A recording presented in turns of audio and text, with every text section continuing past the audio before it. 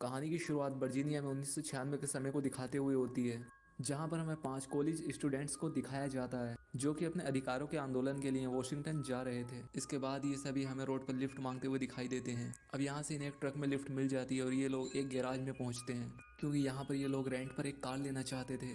इसके बाद कोल और बोनी नाम के 2 लड़के इस गैराज के ओनर के पास पहुंचते हैं और उससे रेंट पर एक कार लेने के लिए कहते हैं। इसके बाद गैराज का ओनर रोनी से कहता है कि हमारे पास रेंट पर देने के लिए सिर्फ एक ही गाड़ी है, लेकिन कुछ देर पहले यहाँ पर एक और आदमी आया था जिसने वो गाड़ी रेंट पर ले ली। लेकिन तभी वो आदमी वापस आता है और उसका नाम क्विंटन था। अब इसके बाद जब वो आदमी कोल और उसके साथियों को देखता है तो वो अपनी गाड़ी इन्हें देने के लिए तैयार हो जाता है। अब कोल उससे कहता है कि कोई बात नहीं है, हम पैदल ही चले जाएंगे, लेकिन क्विंटन उनकी हेल्प करना चाहता था। अब इसके बाद कोल भी उसकी बात मान जाता है और इसके बाद कोल और उसके बाकी के फ्रेंड अपने आगे के सफर के लिए यहाँ से निकल पड़ते हैं। अब यहाँ पर कोल, जॉर्डन, रोनी और रायना कपल होते हैं और ये सभी यहाँ पर सफर करके काफी ज्यादा खुश हो रहे थे। अब क्विंटन ट्रिस से कहता है कि तुम लोग आखिर कहाँ पर जा रहे हो, जिस पर ये लड़की उससे कहती है कि हम वॉशिंगटन आंदोलन के लिए जा रहे हैं। तभी गाड़ी के इंजन में कुछ खराबी हो जाती है और उससे बहुत सारा धुआं निकलने लगता है। इसके बाद ये गाड़ी से बाहर आकर उसे ठीक करने की भी कोशिश करते हैं, लेकिन ये ऐसा नहीं कर पाते। अब क्विंटन इन लोगों से कहता है कि यहाँ पास में एक फार्म है और हमें वहाँ पर जाना चाहिए। अब इसकी इस बात पर सभी लोग हैरान हो जाते हैं कि आखिर इसे यहाँ के बारे में इतना कैसे पता है, लेकिन इन लोगों के पास अब दूसरा ऑप्शन नहीं था, इसलिए क्विंटन की बताई जगह पर जाने लगते हैं। अभी सभी लोग उस फार्म तक पहुंच जाते हैं और अभी इस जगह पर पहुंचकर उस फार्म का दरवाजा खटखटाते हैं, लेकिन दरवाजा नहीं खुल पाता।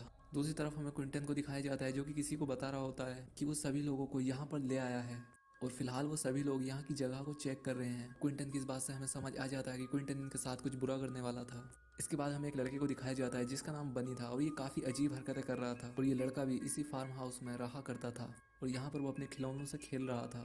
अब दूसरी तरफ क्विंटन इन सारे स्टूडेंट्स को एक साथ इकट्ठा करता है और इन सबसे कहता है कि अब रात होने वाली है और हमें आज रात के लिए यहीं पर रुकना होगा और सुबह होते ही हम यहाँ से निकल जाएंगे। अब क्विंटन की इस बात से सभी लोग मान जाते हैं और ये फार्म के अंदर रात गुजारने के लिए चले जाते हैं। अब यहाँ पर ये रात गुजारने के लिए अपनी अलग अलग जगह भी देख लेते हैं। अब इसके बाद हमें उस फार्म की ओनर को दिखाया जाता है जो कि एक मदर और उसकी एक बेटी थी। यहाँ पर ये दोनों माँ बेटी टीवी में चल रही यूएसए में हो रहे आंदोलन को देख रही थी, लेकिन इन्हें ये देखना अच्छा नहीं लग रहा था। अब इसके बाद यहाँ पर बड़ी आता है जिससे हमें पता चलता है कि बड़ी इस मदर का बेटा है। इसके बाद ये सभी लोग डाइनिंग टेबल पर बैठते हैं और खाने से पहले प्रे करते हैं। अब प्रे होने के बाद जब मदर पीने के लिए अपनी बोतल निकालती है तो उसकी बेटी उसे ऐसा करने से रोक देती है और उससे कहती है कि तुम अब काफी बूढ़ी हो चुकी हो, इसलिए तुम्हें ये नहीं पीना चाहिए, जिस पर उसकी माँ उसे गाली बकती हुई वहां से चली जाती है। दूसरी तरफ हमें क्विंटन और ट्रिस को दिखाया जाता है और ये दोनों काफी अलग जगह पर थे। अब यहाँ पर ट्रिस को काफी ज्यादा ठंड लगने लग गई थी, इसलिए क्विंटन उसे एक बीट देता है। अब बीट लेने के बाद इसमें काफी गर्मी आ जाती है और ये क्विंटन को ही चिपट जाती है। अब वो इसके साथ यहाँ पर संभोग करना चाहती थी, लेकिन क्विंटन उसे रोक देता है और इसके बाद वहां से चला जाता है। इसके बाद जब क्विंटन वहां से बाहर देखता है तो उसे यहाँ पर एक ट्रक दिखाई देता है। अब ये देखकर वो सीधा कोल और जॉर्डन के पास जाता है और उन्हें बताता है कि बाहर एक ट्रक खड़ी है, अगली सुबह हम उसे ठीक करेंगे और उसके बाद यहाँ से निकल जाएंगे। अभी सुनकर कोल और जॉर्डन उस ट्रक को देखने के लिए उसके साथ बाहर जाते हैं। इसके बाद कोल फार्म में लगी तार को पार करके दूसरी तरफ चला जाता है, लेकिन जॉर्डन जब उस पार जाने लगती है तो उसे गलती से शॉक लग जाता है और इससे वो जख्मी हो जाती है। लेकिन क्विंटन उसके घाव पर पट्टी कर देता है और उनसे कहता है कि हमें इस ट्रक को सुबह देखना चाहिए क्योंकि इस समय इस जगह पर आना ठीक नहीं है। अब अगली सुबह जब ये लोग सोकर उठते हैं तो इन्हें बाहर से कुछ आवाजें सुनाई देती हैं। जब ये बाहर झांक कर देखते हैं तो इन्हें बात करने के लिए जाता है, लेकिन बड़ी सीधा ही से एक पंच मार देता है जिसके चलते इसकी नाक टूट जाती है। अब ये देखकर बोनी को उस पर काफी ज्यादा गुस्सा आता है और इसलिए वो उसे मारने लगता है और बड़ी उसे भी मारने लगता है। अब इतने में ही वहां पर बड़ी की मॉम पहुंचती है और उन्हें यहाँ पर झगड़ा करने से रोकती है और इसके बाद बड़ी की माँ उन लोगों को बताती है कि बड़ी मेंटली डिसेबल है और इसीलिए उसका दिमाग बच्चों जैसा है और इसीलिए तुम्हारे साथ उसने ऐसा किया। और वो यहाँ पर बड़ी की तरफ से उन सभी से माफी मांगती है, जिस पर ये लोग उसे पागल समझकर माफ कर देते हैं। अब इसके बाद बड़ी की माँ इन सब लोगों से कहती है कि तुम सब लोग हमारे यहाँ पर मेहमान हो और इसलिए तुम हमारे यहाँ पर डिनर कर सकते हो। अब ये लोग भी मान जाते हैं क्योंकि इन्हें भी काफी ज्यादा भूख लग रही थी। अब उन सबके जाने के बाद क्विंटन मदर को इशारा करता है जिससे हमें समझ आ जाता है कि ये लोग मिले हुए हैं। अब इसके बाद हमें इन्हें खाना खाते हुए दिखाया जाता है जहाँ पर बड़ी इन सभी के लिए खाना लेकर आता है और ये सभी उस खाने को बड़े मजे से खा रहे थे। लेकिन ट्रिस को यहाँ पर कुछ अजीब लग रहा था और इसीलिए वो अपने दोस्तों से यहाँ से चलने के लिए कहती है। इसके बाद बोनी और रायना उस ट्रक को ठीक करने के लिए जाते हैं जिसे इन्होंने रात देखा था। दूसरी तरफ कोल और जॉर्डन बड़ी के पास जाते हैं और यहाँ पर आकर ये लोग उसे सॉरी बोलते हैं। अब यहाँ पर बड़ी जॉर्डन को देखकर काफी शर्माता है क्योंकि उसे ये पसंद आ रही थी और वो उससे अपनी दोस्त बनने के लिए भी कहता है। अब इसके बाद वो उसे अपना एक खिलौना भी देता है। अब ये चीज देखकर कोल समझ जाता है कि बड़ी जॉर्डन को पसंद करता है। दूसरी तरफ जॉर्डन रायना से कहती है कि उस बदसूरत से आदमी ने उसे अपना दोस्त बनाया है। अब ये सुनकर रायना उस पर हंसती है और कहती है कि लो तुम्हें नया दोस्त मिल गया है। दूसरी तरफ ट्रिस मदर के घर पर पहुंचती है और उसे यहाँ पर मदर मिलती है। ट्रिस मदर से उसका वो वॉशरूम यूज़ करने के लिए कहती है। अब ये बात सुनकर मदर उससे कहती है कि हमारा वॉशरूम बहुत ज़्यादा गंदा है और हम नहीं चाहते कि हमारा कोई मेहमान हमारे उस गंदे वॉशरूम को यूज़ करे। अब इसके बाद मदर उससे कहती है कि फार्म के पीछे एक वॉशरूम है जो कि काफ़ी साफ़ है, तो तुम क्यों ना फ्रेश होने के लिए वहाँ पर चली जाओ। अब ट्रिस उसे थैंक यू बोलकर वहाँ से चली जाती है। अब इसके बाद जब ट्रिस वहाँ पर पहुँचती है तो वो पाती है कि बड़ी वहाँ पर पहले से ही था, जो वहाँ पर ट्रिस वहाँ से भाग जाती है। और इसके बाद वो एक पुराने फार्म हाउस में आकर वॉशरूम को ढूंढने लगती है, लेकिन उसे यहाँ पर भी कोई वॉशरूम नहीं मिलता। तभी ये एक कमरे में आती है जहाँ पर इसे बहुत सारे औजार दिखाई देते हैं। अब यहाँ पर आकर उसे एक नोटबुक मिलती है जिसपे इंसानी बॉडी पार्ट्स के ऑर्डर लिखे हुए थे। अब ये देखकर वो समझ जाती है कि यहाँ इंसानों के बॉडी पार्ट्स को निकाल कर बेचा जाता है। तभी बड़ी भी वहाँ पर पहुँच जाता है, जिस पर ट्रिस उसे वहाँ से जाने देने के लिए कहती है, लेकिन वो उस पर एक हथौड़े से अटैक करके उसे बेहोश कर देता है।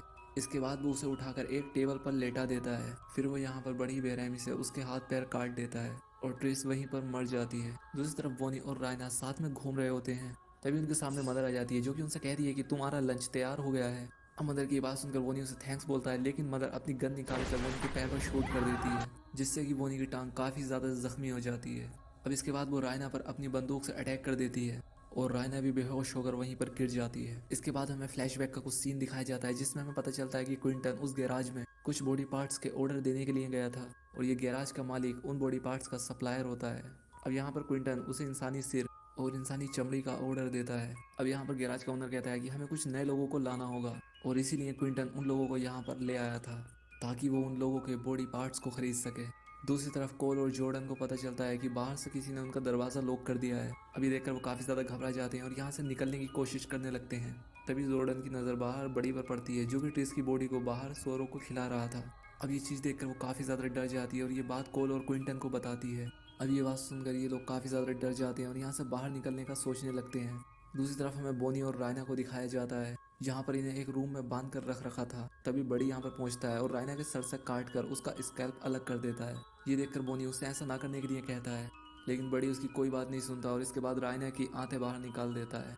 दूसरी तरफ क्विंटन, कोल और जॉर्डन को यहाँ से बाहर जाने का रास्ता मिल जाता है और इसके बाद वो यहाँ से बाहर निकलने लग जाते हैं। अब यहाँ पर क्विंटन इनसे कहता है कि अब वो और तुम्हारा साथ नहीं देगा और इसके बाद वो यहाँ से जाने लगता है। ये देखकर उन लोगों को उस पर बहुत गुस्सा आता है। अब तभी उन लोगों को यहाँ पर बोनी की चिल्लाने की आवाज़ आती है।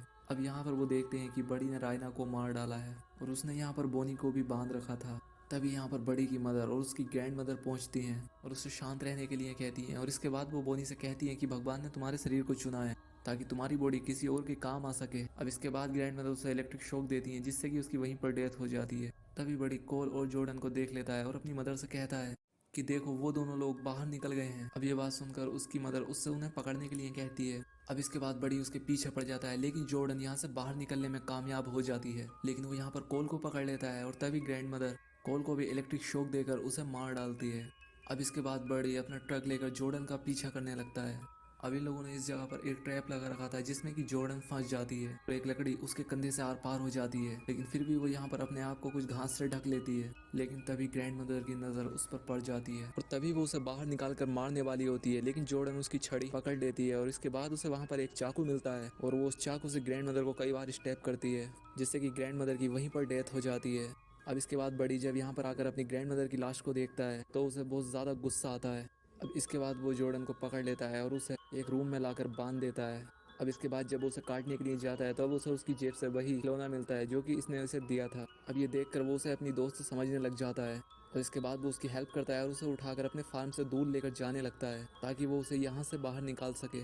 लेकिन तभी क्विंटन उसे यहाँ से जाते हुए देख लेता है और उस पर अटैक करने लग जाता है, पर इस सब के दौरान इन दोनों को ही इलेक्ट्रिक शॉक लग जाता है और ये दोनों ही यहाँ पर बेहोश हो जाते हैं। अगली सुबह जब गैराज का मालिक यहाँ पर पहुँचता है तो उसे यहाँ पर जॉर्डन मिलती है। अब इसके बाद वो उसे यहाँ से उठाता है और अपने ट्रक में रख लेता है। अब इसके बाद हमें फिर से एक फ्लैशबैक सीन दिखाया जाता है जिसमें हमें पता चलता है कि क्विंटन भी मदर का ही एक बेटा था और ये सब उसी ने ही प्लान किया था, क्योंकि इस बार उन्हें एक बहुत बड़ा ऑर्डर मिला था जिससे कि पहले तो इसने इन्हें खुद से जानबूझकर लिफ्ट दी और उसके बाद इन्हें अपने फार्म हाउस में ले आया ताकि वो इन्हें मारकर इनके बॉडी पार्ट्स निकाल कर बेच सके। इसके बाद लास्ट में हमें वही ट्रक दिखाया जाता है जिसमें कि उस गैराज के ओनर ने जॉर्डन को रखा था और